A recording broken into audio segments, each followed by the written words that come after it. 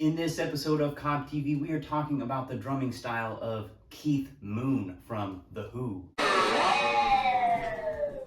Yes, and be sure to like and subscribe for more epic musical content. Now, I've gotten a lot of requests for Keith Moon, and why wouldn't I talk about him? He was my first influence on the drums ever. He always does something different every time he sat down on the kit, whether it was live or in the studio. So to fixate on any specific drum part that he played on a recording would be unnecessary if you really want to emulate his style. Watch all the live performances and listen closely. First off, I'd like to cite Gene Krupa as Keith Moon's primary influence. He emulated his stick twirls and flips,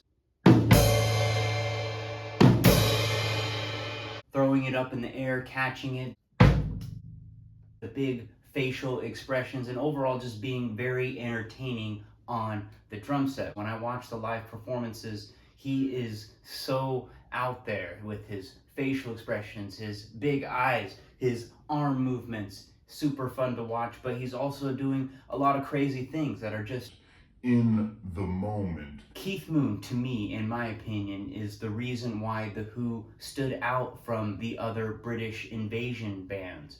When you listen to those early Who records, he is in the forefront. His drumming stands out. Songs like La La La Lies,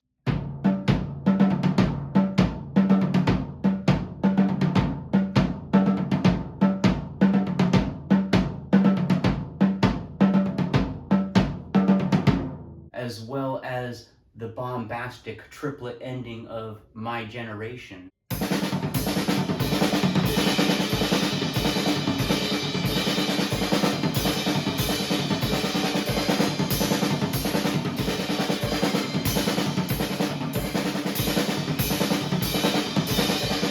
Keith Moon's drum fill choices were a lot of times very, very musical, and sometimes he would play fills as a part of the groove as opposed to something to end a phrase, just like in Pinball Wizard.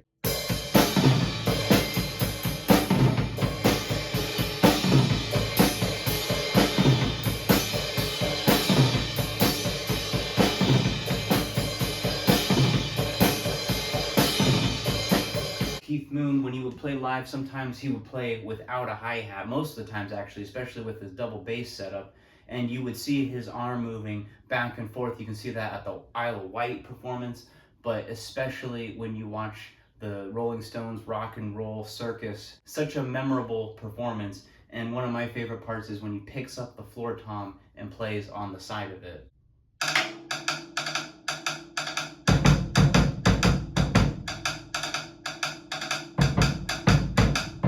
As far as his drumming choices goes, why he played the way he did, to me, in my opinion, he was playing with the vocalists, and a lot of people will tell you that. When there would be spaces in the music, he would sometimes be playing the drum fill at the same time that Roger Daltrey would be leading the band back in, and it wasn't stepping on his toes at all. In fact, it was like he was harmonizing with the vocals.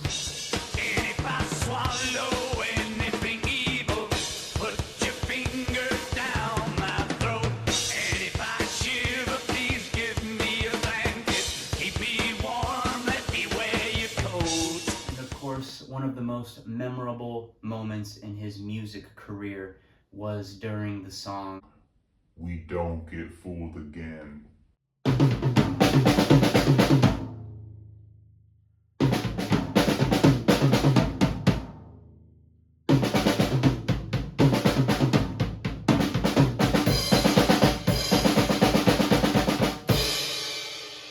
And there you have it, just a brief description and demonstration of Keith Moon's drumming style. Of course, like I said, go watch as many live clips as you can to really see what he's about, to really emulate his style. It's something that's kind of hard to copy because nobody else played like him. When he would do double kick stuff, it wasn't because it was fast, it's because I think he liked using his entire body. And you have two different pitches with the bass drums, and you would hear that when he would go thump thump thump thump doom doom cha doom doom cha doom taka tuka doom taka tuka doom taka tuka boom. Be sure to like and subscribe for more epic musical content, And in case I don't see you, good afternoon, good evening, and good night.